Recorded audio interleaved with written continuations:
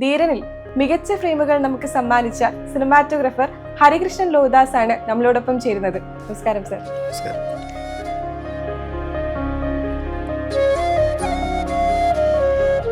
ഫ്രണ്ട്ഷിപ്പിന്റെ ഇതിലൊരു സിനിമ ചെയ്യാൻ പറ്റും തോന്നിയിരുന്നു. ഒരുമിച്ചൊരു സിനിമ ചെയ്യാന്നുള്ളതായിരുന്നു ഏറ്റവും എന്താ പറയുക ശ്രമിച്ചുകൊണ്ടിരുന്ന കാര്യം. നമ്മളുടെ ഒരു ക്രിയേറ്റിവിറ്റിനെ ഈ ഡയറക്ടേഴ്സ് റെസ്ട്രിക്ട് ചെയ്യുന്ന ആ രീതിയിൽ എന്തെങ്കിലും കണ്ണിൽ കാണുന്നതിൻ്റെ വളരെ കുറവേ ക്യാമറയ്ക്കകത്തേക്ക് കൊണ്ടുവരാൻ പറ്റുള്ളൂ എന്നുള്ളതാണ്. നമ്മൾ ഒരു ഫ്രെയിമിലേക്ക് ഇത് ഒതുക്കണമല്ലോ എന്ന് പറയുന്നത് എനിക്ക് പേഴ്സണലി സങ്കടമായി തോന്നാറുണ്ട്. മലയാളികൾക്ക് ഏറ്റവും ഇഷ്ടപ്പെട്ട തിരക്കഥാകൃത്തായിരുന്നു, സംവിധായകനായിരുന്നു ലോഹിദാസ് സാർ.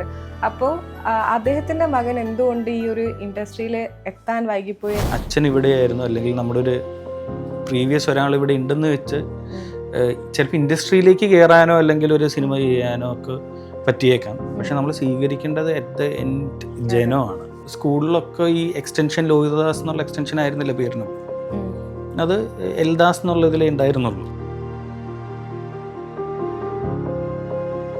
ഈ എന്ന് പറഞ്ഞിട്ടുള്ള അവസാനത്തെ ലെറ്ററിനോട് ലോഹിദാസ് സാറിന് ഭയങ്കരമായിട്ടുള്ള പ്രേമം ഉണ്ടായിരുന്നു എന്ന് പറയുന്ന കേട്ടിട്ടുണ്ടായിരുന്നു. അങ്ങനെ ശ്രദ്ധിച്ചിരുന്നെന്ന് എനിക്ക് തോന്നുന്നില്ല. അതിഥിയെ പോലെയാണ് വീട്ടിൽ വരിക, ആ സമയത്താണ് എല്ലാവരും ഒന്ന് ഉഷാറാവുന്നത്. അച്ഛൻ അങ്ങനെയായിരുന്നു? അപ്പോൾ അതിഥിയായിരുന്നു വീട്ടിൽ അതിഥിയല്ല, പക്ഷെ ഞാൻ അതിഥി എന്നല്ല പറയാം. അച്ഛൻ വരുമ്പോഴാണ് വീട്ടില് അടുക്കും ചിട്ടയും വരും. ഒരുപാട് പുരസ്കാരങ്ങൾ അദ്ദേഹത്തിന് കിട്ടേണ്ടിയിരുന്നത് കിട്ടിയിരുന്നില്ല. മനഃപൂർവ്വം ചില ആളുകൾ അവഗണിച്ചിട്ടുണ്ടായിരുന്നു. സങ്കടം ഉണ്ടായിരുന്നു പലപ്പോഴും. കാരണം നമുക്ക് അറിയാം അതങ്ങനെയല്ല എന്നറിഞ്ഞിട്ടും ആരോപണങ്ങൾ വരുമ്പോൾ സങ്കടം ഉണ്ടായിരുന്നു. അത് തീർച്ചയായിട്ടും ഞങ്ങളെല്ലാവരും എഫക്റ്റ് ചെയ്യുകയൊക്കെ ചെയ്തിട്ടുണ്ട്. എന്തുകൊണ്ട് അദ്ദേഹം മരിച്ചിട്ടും സിനിമാ ഇൻഡസ്ട്രിയിലെ ആളുകൾ ഇവരെ സഹായിച്ചില്ലേ എന്നുള്ള ചോദ്യങ്ങൾ ഒരുപാട് വന്നിട്ടുണ്ടായിരുന്നു. ആളുകൾക്ക് ഒരുപാട് തെറ്റിദ്ധാരണയുണ്ട്.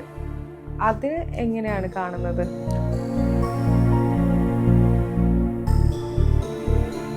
ചേട്ടൻ എപ്പോഴും നോർമലി ഇങ്ങനെ കൂടുതലല്ലാതെ കൂട്ടുകാരായിട്ട് സംസാരിക്കുമ്പോഴും ഞാൻ കൂടുതൽ ലിസ്ണറാണ്. പഞ്ച് ലൈനുകൾ മാത്രമേ ഞാൻ പറയാറുള്ളൂ.